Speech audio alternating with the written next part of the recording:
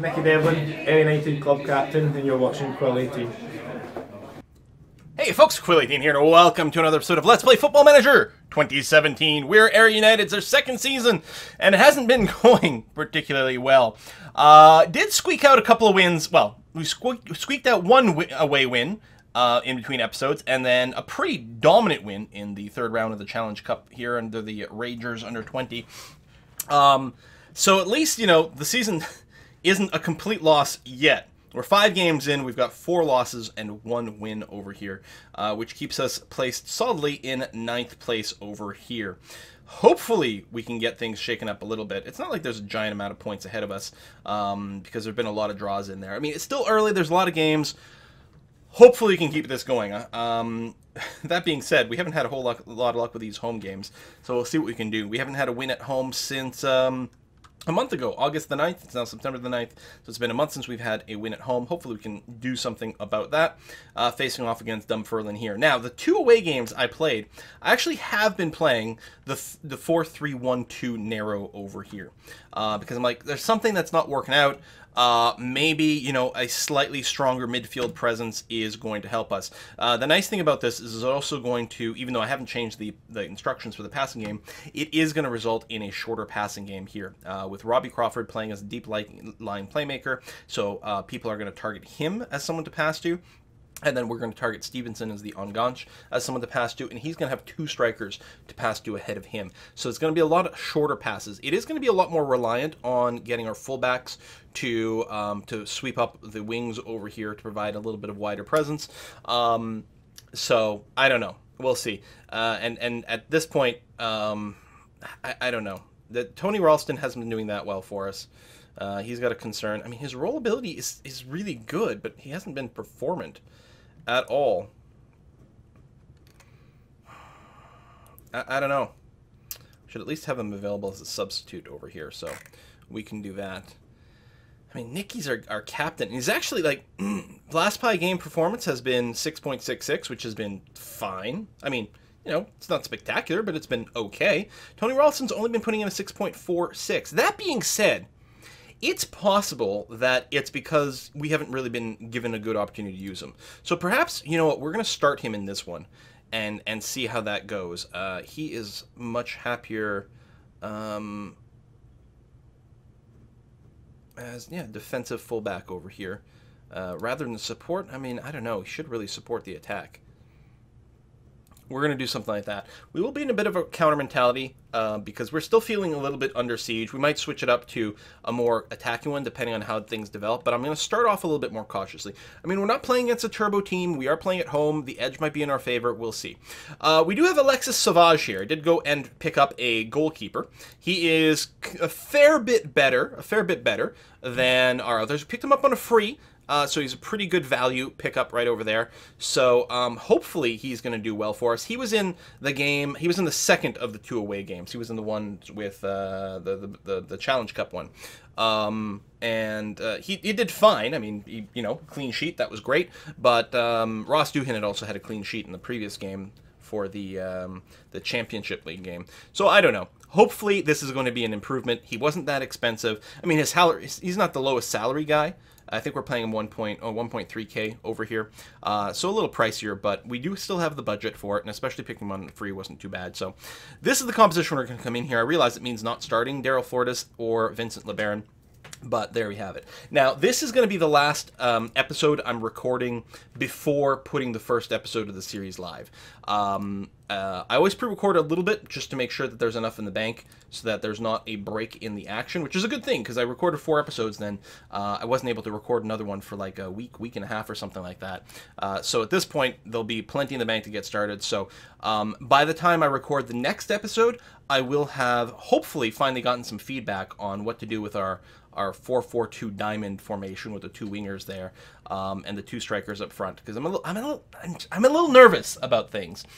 But we got a few possible variations over there. Worst case scenario, we end up, you know, not playing a certain formation, and a couple of people get cranky because we're not starting them. But you know, that's football for you, I suppose. So let's go ahead into this. Our record last year against Dunfermline was 3 draws and 1 win, which isn't too bad. It is raining today. Very good pitch. Not a ton of ticket sales, so a little lower attendance than last time. Referee sort of modest with the yellow cards, not sort of as extreme as our last video. And yeah, we'll be starting this team. Robbie Crawford, how much are you lacking short?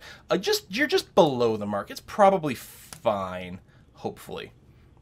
Hopefully. We are going to rely on him to get, you know, to get the ball forward, to get passing working out. So hopefully he doesn't make too many passing mistakes. So our other strategy is a lot more direct passing up the wings. This one here is going to be a lot of a shorter passing game down the middle. Dunfermline's considered the favorite, which is interesting. So I think I'm okay with starting the counter play. Apply advice to team. Again, I don't like the hard tackle on the strikers, just because it's going to draw a penalty. But we will go ahead and otherwise be right up in your face. So that's going to be okay. We are going to be like...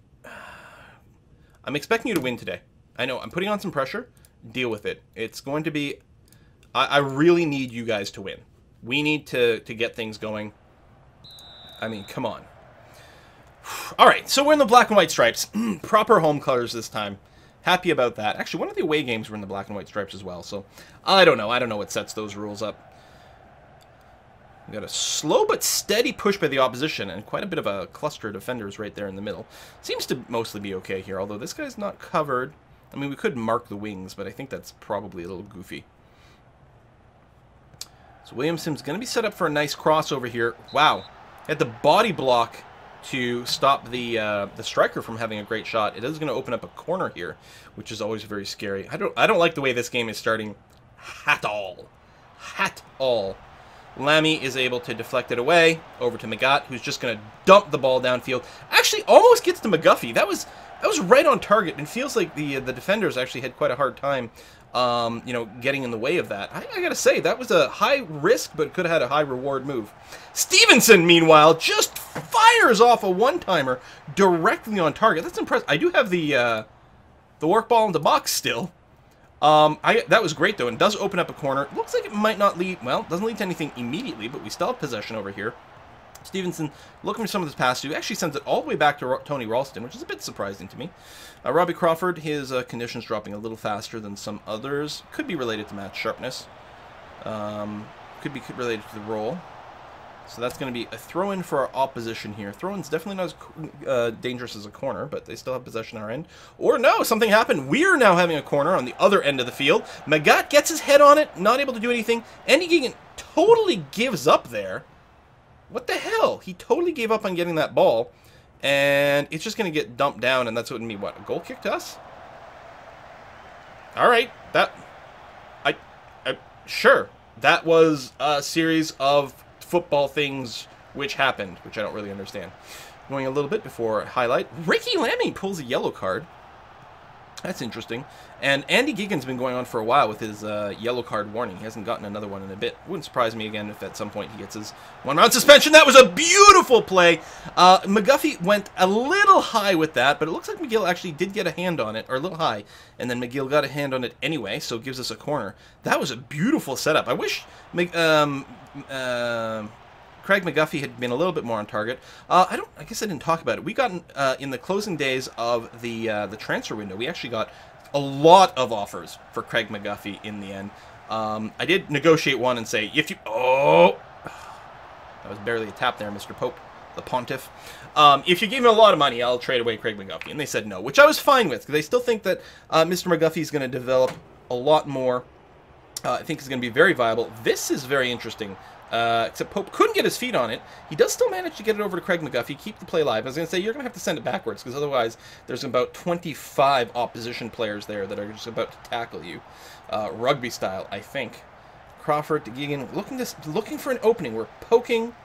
I mean, we don't have as many people up front, but I was going to say, if we can get one of our fullbacks to move forward, we've got some width, but he does get shut down. I think that was just a bad first touch over there. It looks like the pass was maybe a little off target, and he had to run a little aggressively to get it. So he wasn't able to dart pass for a good cross, which is a little too bad. Nice move up to Pope. He's a little tight, but there again, Crane barely gets in there. Oh my God, he barely got to the ball in time to the line. He just a very, very quick cross right in front of the net, and Pope delivers. That was really, really, really well executed. I like to see that a lot. I don't know. Maybe our winger play has been wrong. Maybe I've been recruiting the bad people right from the start. I don't know. I think there's still going to be some value in maybe like switching up our strat between different teams, especially if we leave Fortis and LeBaron in there as possible substitutes. I mean, the thing is, they did so well in the Betford Cup. You know, I don't know. Here, what are we doing? 2/3 possession. That's crazy. Ahead on shots, not crazy ahead, but the possession has been insane. We're still in the counter mentality, so, you know, the fact that we're ahead while executing a slightly more defensive mentality is really nice to see. Because there's a better sign that it'll be stable. We've got slightly structured on here, too. And all these things might contribute. It's possible that the 4-4-2 wide that we've been running, if we were going sort of a little bit more counter and structured, it might also work a wee bit more. I don't know. Crane coming in wide as well. That's the other thing. The other strat doesn't... Here's an interesting idea. Let's say the other strat doesn't really use our left and right backs very well, right? Because they're not really needed on an aggressive point of view. And are they needed defensively? I'm wondering if we should be playing 3 in the back instead of 4 in the back. And that would allow us to push someone else in the midfield. Maybe even a defensive midfielder. Huh. I'm wondering if that might improve things. The other thing that might improve things is if we could maybe run with 1 striker, right? 2 wingers and 1 striker. But we didn't seem to have a lot of success with something like that.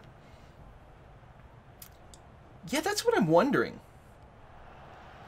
Like some sort of defensively minded midfielder as opposed to a left and right back. 3 center back. Yeah. Now, we don't really have the depth of center backs. And we're outside of the trading period. But, I mean, we've got some. There's quite a few players that can play centers. Especially if it was like full center backs or something like that. You know, it's kind of a low stress role. So we might be able to do something. We may have to investigate something like that. Nice play up front. McGuffey's not really the aerial game player as far as I know. Pope is the target player, Pope and Thomas. So, and unfortunately, none of them were able to get their head on the ball. Robbie Crawford moves it to Fraser. Fraser to McGuffey. Pope takes a long shot because there wasn't anyone left to pass to at that point. Something had to be done. 6 shots on target. A lot of those haven't been really, like, super strong, though. Well played. You know what? I'm going to be passionate about this. Played well. Still room for improvement. I mean, you know, you can't say too many good things. I don't think I'll do too many other things over here. Keep that going. Yeah, I'm wondering about that. That 3 defenders. Because it is the midfield that's probably the weaker spot. It's harder for us to pass forward without doing more long-range, kind of direct play style. And it's also a place where we might be getting overrun. All right, cross to the ball. That's fine. Robbie Crawford getting a bit tired. I'm going to go ahead and replace you again. With your match fitness wasn't super high from the first place. So we're going to swab in Paul Kearney over here, who's not quite as comfortable in this role, but I think that's going to be okay to leave it there. He actually prefers being a little bit more aggressive. But yeah, the deep line playmakers, and I think the Ungotch, and I think the target man, these are all people that your players are more likely to pass to a little bit more. And it really, I mean, we could center you up a little bit more, but I don't know. This is going to be fine. Any other swaps I want to do? I don't know. Seems okay. We're only 62 minutes in, so yeah, we'll just go ahead and do that. Get 1 fresh pair of legs in the midfield. Possession has been stupendous. There's Sauvage with, actually, that's a really nice save, because that was definitely going in. So thank you very much for that. That's our new goalkeeper, earning his pay already. That's Williamson's guy's been pretty good. One thing we might want to do is be a little bit more explicit with, yeah, see, we got a striker sub, so we're going to go ahead and get that going. Williamson, who's Williamson? That's been doing all this shit. Right over there, huh? Well, you're warning it. Tell you what, we'll try to close him down a bit more aggressively next time he's got the ball, because apparently he's been making a lot of plays. So it might be worth getting pulled a little bit more out of position to try to shut that guy down a little bit more. We'll see. We could go into full defensive. I mean, we're still in counter, which is slightly more defensive, so I don't know if I want to lock down completely. I mean, it's not literally a complete lockdown. And there's still a fair amount of football left. So maybe in the last 5 minutes or something like that. Gary Fraser getting a little more tired. Makes sense. He is a box-to-box midfielder, so he probably runs a lot more. That was kind of scary for a second there. Luckily, that header went way too high, but that felt kind of terrifying. Right on target on Pope. Oh, and then a bit of a challenge failed there. Talbot's going to send it deep, but Crane is able to get it, and Williamson gets it. Kearney to Stevenson. I think the ball will finally settle a little bit. It's a fairly aggressive pass up to Pope, which does nothing. Oh my God, get the goal out of there. Holy crap. Holy crap. Guys, I can't handle the stress. There's only 5 minutes left. Should we do a sub at this point? It might not be worthwhile. You know what's going to be worthwhile? We're going to drop to a defensive. And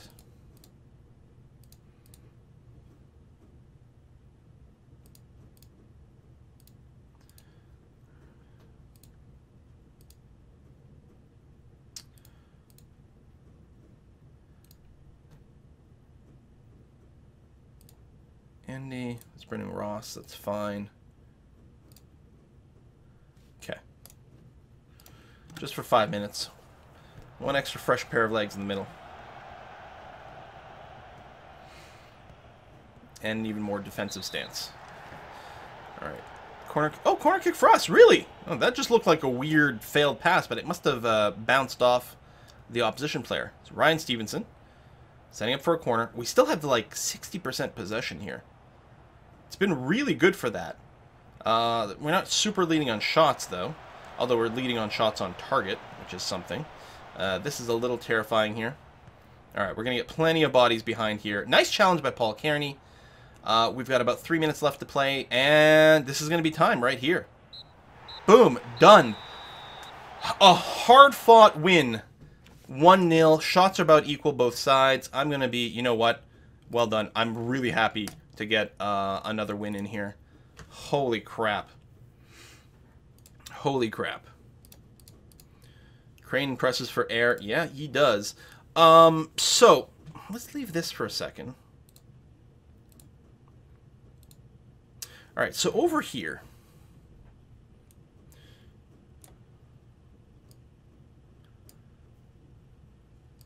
Like, very diamond-shaped.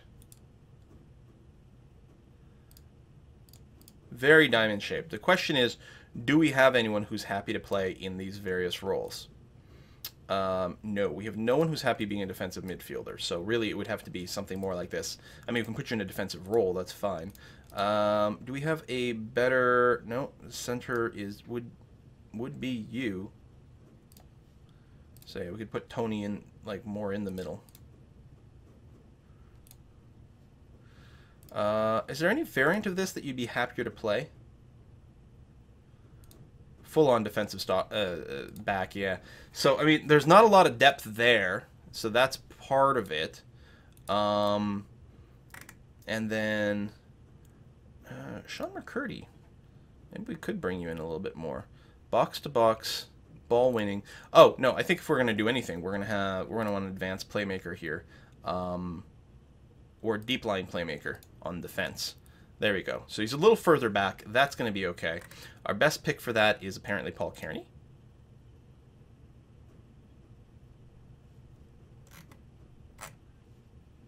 Really? Not Robbie Crawford? So Gary Fraser is this. Paul Kearney. Ball-winning midfielder Andy Geoghegan is fine for that. We get our wingers back. So you and you still got this. I wonder if this might end up being quite a bit more stable. It does suck that we don't have a better pick, like where our center defenders are certainly a little bit off, and it's really not using Tony Ralston in his best role, which is to say being quite aggressive on one of the wings over here. They're still calling it 4-4-2 diamond? That doesn't seem correct. Just like a saved formation or something like that. So, I mean, it's a... You call it a 3-3-4? It's almost like a 3-5-2. They might call it like something like a 3-5-2 in the game. Because it is 5 midfielders. Just these guys are quite ahead. 3-3-2-2, maybe we can call it. I don't know. I wonder. I mean, is this going to deal well enough with people who are running down the flanks? Right? That's an interesting question. Is Andy going to be able to tackle anyone here? Or Magat or Lamy, are they going to be pulled too far away? I think I'm going to do this. Keep Lamy in the middle here. A little bit more that way. I mean, I could still play Tony on the side. But yeah, I think when you put someone out here, you're really looking for someone who will run up the wings. And we don't need someone to run up the wings. I think that's what I was making a mistake for earlier. Well, I mean, I say that. In a standard 4-4-2, you've got sort of the wing in the midfield as opposed to the guys in the back. So maybe they don't have to run up quite as much. I don't know. I'm very curious as to whether or not this would end up being stronger. I think I like the idea of having a playmaker type target in the middle here. I mean, so we pass to him and then he sort of clears out to maybe the wing or one of the strikers who are available. Maybe not put him as defensive. Maybe we actually want like an advanced playmaker. I mean, he could even be on attack, I suppose. That's true. Ryan Stevenson quite likes being in that role. I mean, he's not as much as the Onganch. I mean, and that would be the next step, is like move him up to here. But maybe we can play him here instead. Shoot less, dribble more risky passes. So as a playmaker, people will try to pass to him. And he does have good passing as a 13, right? And he's got decent vision. Can he get it out to these guys? Or is it all kind of a silly lost cause here? I don't know. Maybe we can look into doing something like this. What's our next match? Wraith away. I might give this a go and see what happens. But in any case, I'm looking forward to getting some feedback on the old 4-4-2 that we were running, which is increasingly becoming not a 4-4-2 despite the tactic name here. This is clearly not. I might call this a 3-5-2-ish. I don't know. Thanks for watching, folks. See you next time.